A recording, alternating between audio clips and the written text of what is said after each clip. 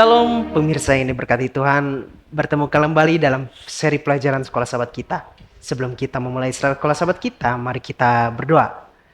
Ya Allah Bapa kami di surga, pada saat ini Bapa kami akan mendengarkan pelajaran Sekolah Sahabat. Kiranya Engkau memimpin kami supaya mengerti akan perikop kali ini ya Bapa. Dan Engkau memimpin kami supaya Sekolah Sahabat ini juga dapat menjadi bimbingan bagi kami untuk menjalani kegiatan kami nanti ya Bapa. Inilah doa kami ya Bapa dalam Putramu, Yesus Kristus Juru Selamat. Kami berdoa.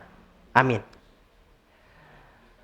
Pelajaran Sekolah Sahabat kita pada hari Minggu 11 Mei 2025 berjudul Ini Aku, Utuslah Aku. Bertahun-tahun yang lalu sebuah gereja memutuskan untuk merenovasi ruang bawah tanah yang sudah ketinggalan zaman untuk membuat aula persekutuan yang baru. Salah satu hal pertama yang mereka lakukan adalah memasang lampu-lampu baru. Percaya bahwa itu akan membuat ruangan tampak lebih indah.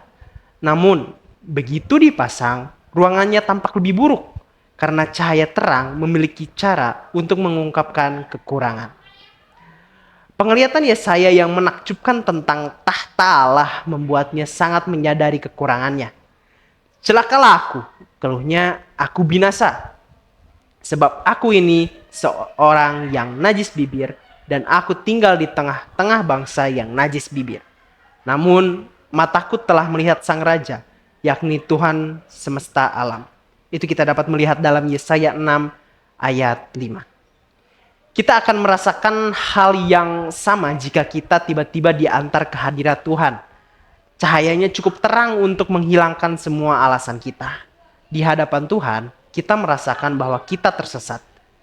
Yesaya mendapat kejutan seumur hidup. Kita dapat membacanya dalam Yesaya 6 ayat 6-8. Tetapi seorang daripada serafim itu terbang mendapatkan aku. Di tangannya ada bara yang diambilnya dengan sepit dari atas mezbah.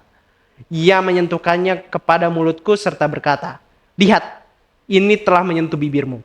Maka kesalahanmu telah dihapus dan dosamu telah diampuni." Lalu aku mendengar suara Tuhan berkata, "Siapakah yang akan kuutus dan siapakah yang mau pergi untuk aku?" Maka sahutku, "Ini aku, utuslah aku." Yesaya tahu bahwa dosa berarti bahwa kita binasa. Upah dosa adalah kematian tentunya. Tetapi gantinya meninggalkan kita pada konsekuensi dari dosa. Tuhan yang penuh kasih menarik kita lebih dekat. Apakah hasil dari pertemuan ini dan mengapa itu penting? Yesaya dibersihkan dari dosanya ketika satu serafim mengambil bara dari mezbah dan menyentuh mulutnya dengan bara itu. Ini kemungkinan besar adalah mezbah dupa, di mana doa syafaat dibuat oleh dan untuk umat Tuhan. Kita dapat melihatnya dalam Wahyu 8 ayat 3 dan 4. Dosa-dosanya diampuni dan dia sekarang dianggap layak untuk berdiri di hadirat Tuhan. Tetapi lebih dari itu, dia juga ditugaskan untuk mewakili Tuhan kepada dunia. Cukup menarik, kata serap.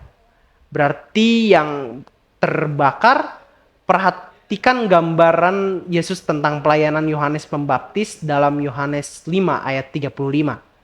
Ia adalah pelita yang menyala dan yang bercahaya, dan kamu hanya mau menikmati seketika saja cahayanya itu. Meskipun tentu saja Yohanes sendiri adalah orang berdosa yang membutuhkan kasih karunia dan keselamatan. Pelayanannya menunjukkan pada satu-satunya yang dapat membawa kasih karunia dan keselamatan. Yesus datang sebagai representasi sempurna dari kemuliaan Bapa. Dan Tuhan mengutus seorang nabi, seorang berdosa yang melakukan tugas serupa sebagai salah satu serafim surga. Hanya setelah Yesaya mengetahui bahwa dosanya telah dibersihkan, barulah dia berkata, "Ini aku, utuslah aku." Bagaimanakah masing-masing kita dapat atau dosa-dosa kita yang dibersihkan oleh darah Yesus menanggapi seperti yang dilakukan Yesaya ini? Tuhan memberkati. Mari kita berdoa. Ya Allah Bapa kami di surga, kami telah mendengarkan pelajaran Sekolah Sahabat-Mu.